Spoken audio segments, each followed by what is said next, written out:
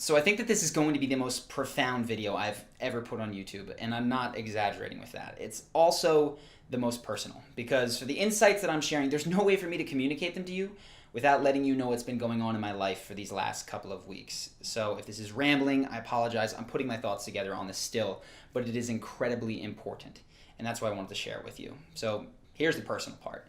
About 2 weeks ago, I broke up with my girlfriend of a year and a half. And if you've ever been in a relationship with someone for that long or longer, you know, and you've broken up, it is not a fun feeling. So the reason that it occurred was not because we didn't love each other, because we didn't like each other. The reason that it occurred is because our values for what we wanted in a relationship long term were just not in line.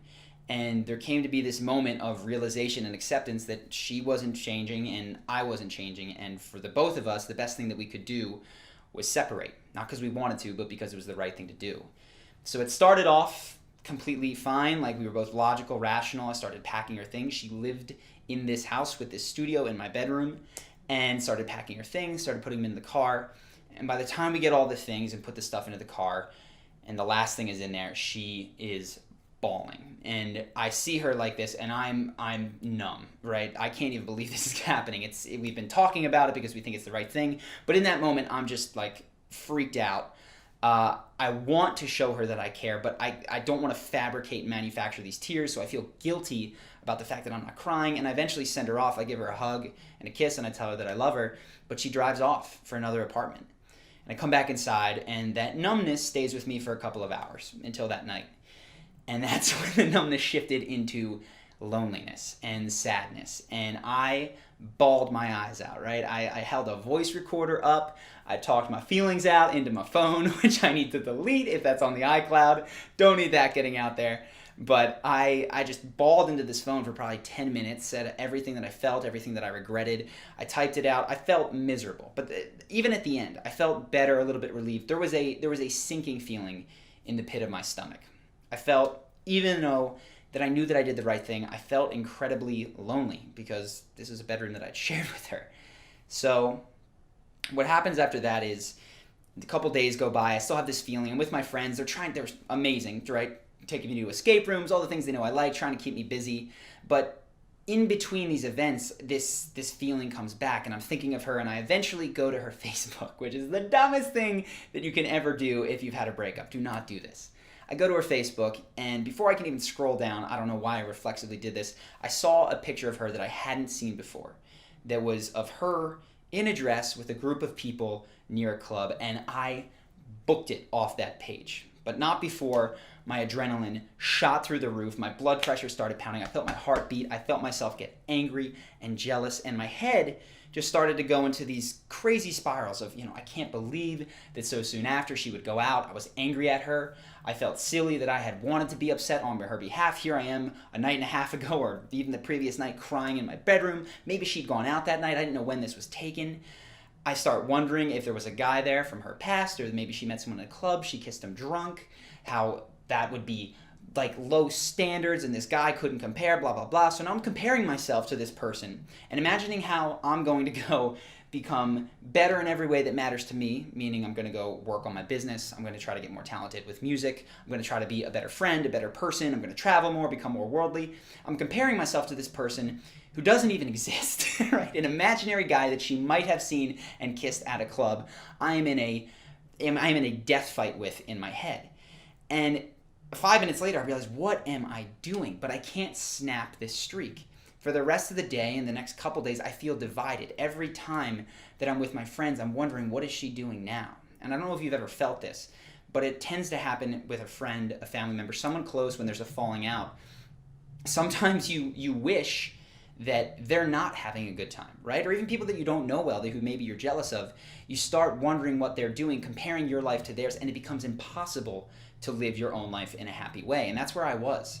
So I'm still trying to get my work done. The videos, I'm like, I know I gotta work, I gotta create these breakdowns, I need focus. So I start doing whatever I can to get there. All the exercises I did and then some. And one of the things on this list that I create that I have to do is something I'd been interested in, which was a hypnotherapist. I'm gonna go to hypnotherapy, I'm gonna have him sit me in a chair, knock me out, and make me feel amazing. So I've never done it, but that's kind of what I'm looking to.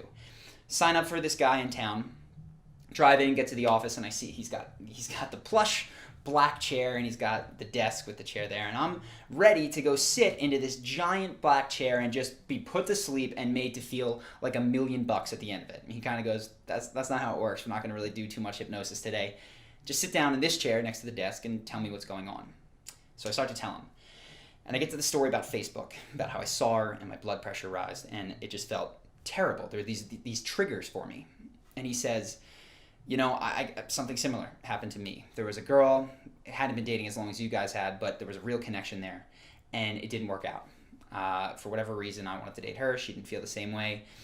A few days later or weeks later, I see on her Facebook that she is in Hawaii, and she posts this photo, and it's with her and this tanned, huge, handsome, stunning set of pearly white teeth guy on this beautiful island in Hawaii with the sun setting in the back, and she's wrapped around him with the biggest smile I'd ever seen on her face.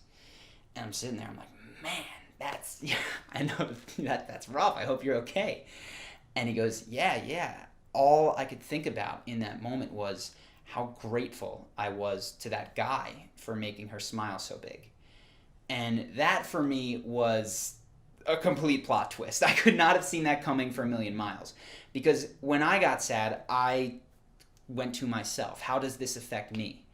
And what he taught me that I want to start to teach you guys, that has been perhaps the most pivotal shift, is how to get to that point of sharing in the happiness of other people, even when you don't necessarily feel it. Because in that moment, what he made me realize is that even though I did love my girlfriend, I had a very limiting concept of what love was. First off, if you look back at my story, love meant to me that you need to be able to negatively impact the person, right? So when I saw her cry as we drove off, I went, there you go, proof that she loves me. And I felt guilty because I wasn't crying in that moment. I went, oh man, she might not know that I feel that way about her. So when I did finally cry at night, I was like, crap, I want her to see this. I want her to know that I care. Now that's all nice, and that's how we oftentimes perceive love, but guess what? If part of your definition of love is that you need to be able to make someone feel terrible, you will have to make them feel terrible at times to feel love. Another part of my definition was that I want to make her happy, right? If I love her, I will make her happy. Now that's nice, and it made me do a ton of nice things for her, right? It made me be a better person because I wanted to spread that to her. But it also made me very self-centered in where her happiness came from. It wasn't that she should be able to go out with anybody and her friends the day after, and I was happy for her that she was happy. I was jealous and upset that shortly after our breakup, she'd gone out and been happy with other people. By the way, I later find out that that photo was taken weeks prior when we were still dating, and this entire episode in my head was completely manufactured. But the point stands that I couldn't feel happy for her because my definition of love was that I needed to be the one that made her happy.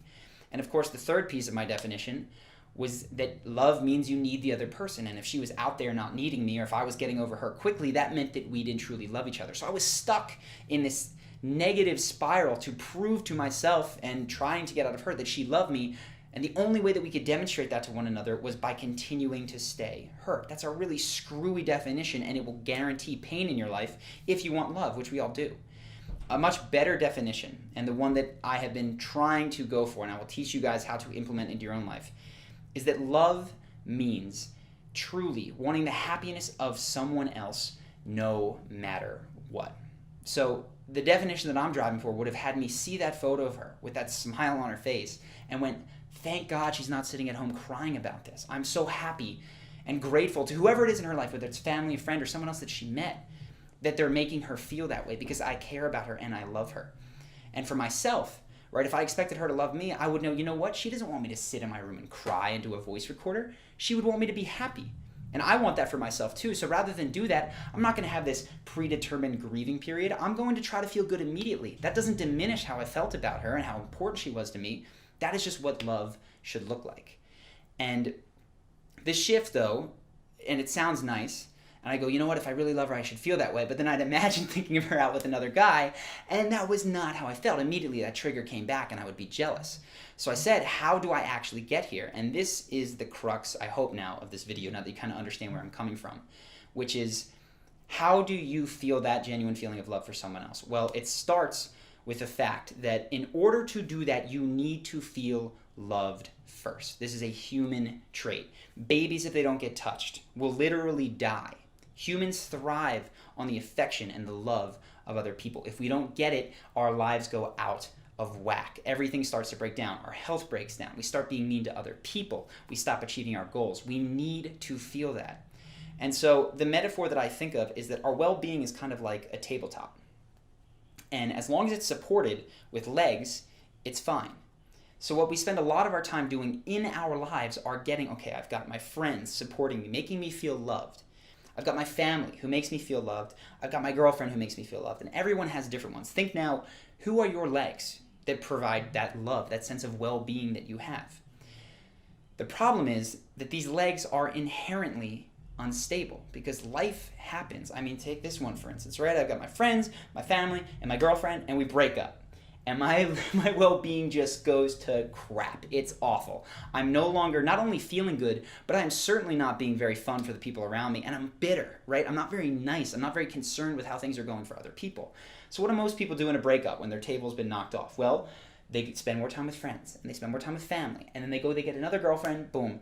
After a month or whatever period of time, they're completely back to their old self because they've built another leg there, or they've strengthened some of the other legs. All good, wonderful, and great. But that doesn't solve the problem that this table is so wobbly because the legs underneath it are not for sure. The truth of life is people can die, people will leave. Even my friends who I have complete confidence will be friends with me for a long time are going on a vacation for 2 months to the other side of the planet that I don't want to participate in. So that leg for me is going to be shaky. What we try to do, and what I tried to do, was to reinforce these legs, right? So we go, I need this well-being here. How can I lock these in? We try to build braces around the legs. And that brace can look like a couple of things. For some people, it looks like threatening. They say, if you leave me, I'll hurt myself. And that way they'd be certain that person will never leave them. I had a bit more healthy way to do that, which is I would try to make myself very important to that person. And it had a lot of self-improvement and self-development. That's kind of how this channel got started. A lot of situations in my life, particularly with girls that didn't work out, I would go back and say, how can I avoid this? What I'll do is I'll work on myself. I'll make myself more critically important. I'll make myself better at making people happy. And that will ensure that the people who are most important to me stay in my life. But like I said, the truth is my friends are going on vacation. It doesn't matter how important I am to them. They want to do that, so I'm not going to have them. And that's when these braces become negative. Take my friends. They're going on vacation.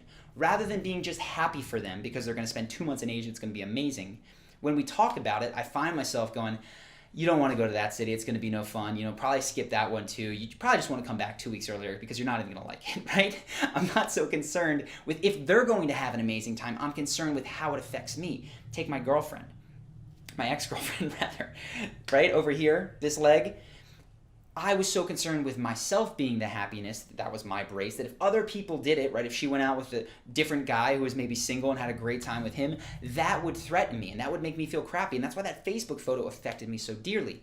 So what you have to realize is that every single leg in your life, insofar as it comes from someone else, is unstable. And you will be insecure for the rest of your life, no matter how good your friends, family, and loved ones are. If you do that, you will constantly be seeking security. There's only one solution.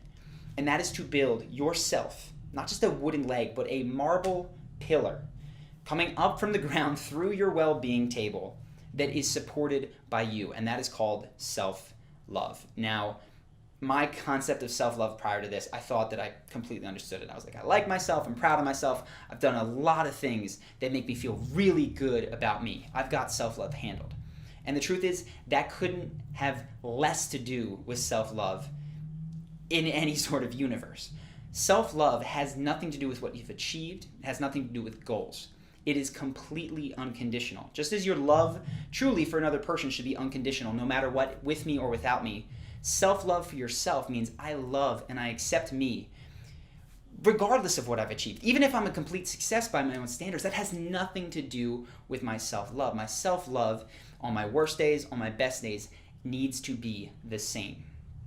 And if you can build that pillar of self-love, it doesn't matter what happens to all those wooden legs, right? Your friends can go on a vacation, in case of mine, and you can still feel supported, which means that you can be nice and happy for them, right? You can have a breakup. Your girlfriend can leave. But as long as you have that central pillar, you will ultimately not get stuck in this thought process of comparing yourself, or am I better than her new boyfriend or whatever. You'll just feel good, and you can feel happy for her. One of the most amazing things that I've realized is that this enables you to tap into the happiness of everyone around you instead of being concerned with what you lack. So I want to try to teach you now the exercises that help you do this. And I realize this has gone long. I've got to keep going though to plow through it because this is the action step. So first thing is that every emotion that you have is a habit. Same way that you learn to play the piano, for instance. You play a chord, first time it's really clumsy, 10 times, 100 times, 1,000 times. Each time you play it, you're blazing a neural pathway in your head. And with repetition, that gets stronger. It gets easier to fire. So you play it more clearly every single time. Same thing is true for everything we learn, including emotions. We all have habits with emotions, and you should try to identify yours, because for me in this relationship, I could go to guilt easy, right? That became something that if I saw a glance from her, I'd go, crap, I feel guilty. You need to figure out what yours are. Maybe you get angry very easily. Maybe you get sad. Maybe you're a person who gets joyful or happy at the slightest thing. The point is, your emotions are habits, and you can retrain them with practice, but you need to identify the bad ones first. So for me, it was this spiral of comparison, right? I'd wonder if I was better or could prove myself beyond some imaginary guy that my ex-girlfriend might see. So this was the habit that I needed to first cut off. I needed to interrupt it. So whenever I was out, say for instance, I'm in the gym, I see a guy, I know that was her type, I go, I hope they never meet, I gotta be better than that guy, yada, yada, yada. Boom, cut it out. Notice it, stop it. Easiest way to stop it is something called an eye scramble. And this is what the guy taught me in the hypnotherapy thing. It goes like this. You can hum a song, he gave me happy birthday, and when you feel that emotion, the first thing that you do is you just go like this.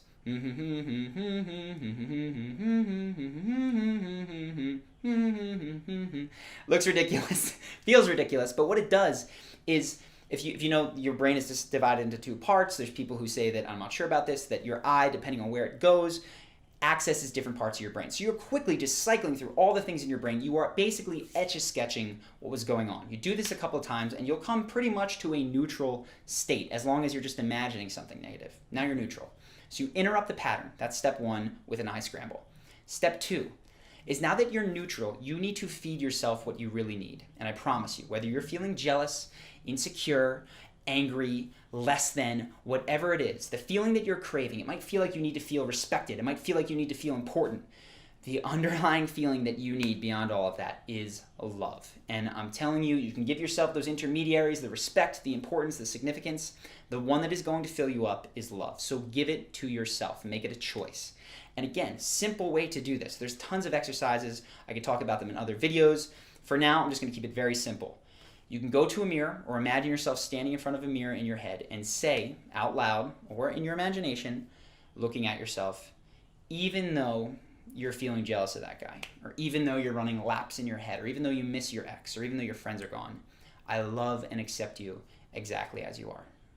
Even though ex, I love and accept you exactly as you are. You do it a bunch of times, and you'll start to smile, because it's goofy, one, because you're talking to yourself, but two, you will start to generate that feeling. That's a good sign. Once you've broken that, you're starting to feel good. That's the second step. You need to feed yourself that self-love. The third step, and this is the part that locks it in, that is the hardest part. If you remember, you cannot feel love for other people in an unconditional way unless you first feel full up yourself. So the way to test if you're full up yourself is to try to extend that to the person that you least want to extend it to. And what I mean by that is that I would go, okay, just fed myself, I interrupted, I fed myself the self-love. Can I feel genuinely happy for my ex no matter where she is? Can I imagine my ex on a date and hope and mean it that the guy that she perhaps is on a date with is awesome and makes her happy and is great in a lot of ways? And can I imagine him being there and be happy for him that he is spending time with someone who I think is so great? And when you can get to that point, which might sound ludicrous and sounded crazy to me when I first walked into this guy's office, when you can get there in the moment, you are free. You come back down to being present. You don't have to worry about what everyone else is doing all the time. All of a sudden, rather than comparing where you are, you get to just look around you and see all the happiness in the world, and you get to partake in it. I had never, in a completely unselfless way, just looked at someone else and been happy for their happiness. I always wanted people to feel happy, but I wanted to have contributed to what made them happy. So it wasn't like I was running around being a completely jerk of a person, but I was not going, oh, you know what, that guy did something on his own, that's amazing. But for the first time in my life, I see LeBron James win, for instance, the NBA Finals in Cleveland, and I feel a swell of like, that is amazing. That was that guy's dream. And it can fill you up, and you can get that from every person in the world. You don't have to be concerned with what you're lacking. All of a sudden, all the happiness in the world becomes yours to tap into. So that is the basics of what I've learned this week. I will definitely be talking about this more. I hope those steps are clear because they're the important pieces. Interrupt the pattern. It's a habit. You need to get in there, cut it off. Second, once you've interrupted the pattern, you need to feed yourself self-love. Like I said, lots of exercises here. I'm happy to touch on more if you guys want.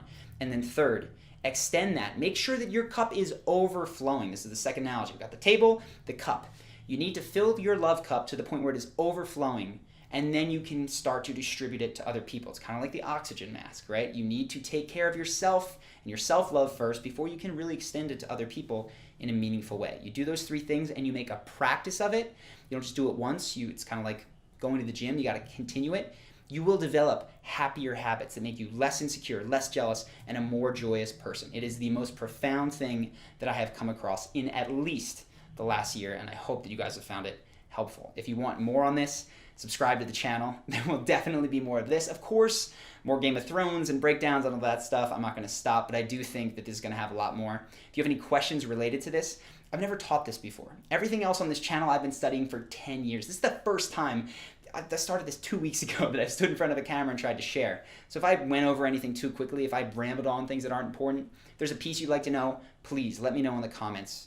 I will definitely be doing more videos on this, and I want to answer your questions. And then, of course, to my ex, who I'm sure will watch this video eventually, because she's been incredibly supportive of the channel pretty much since the beginning.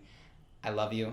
I really hope that you're happy, and I love you. So that's all.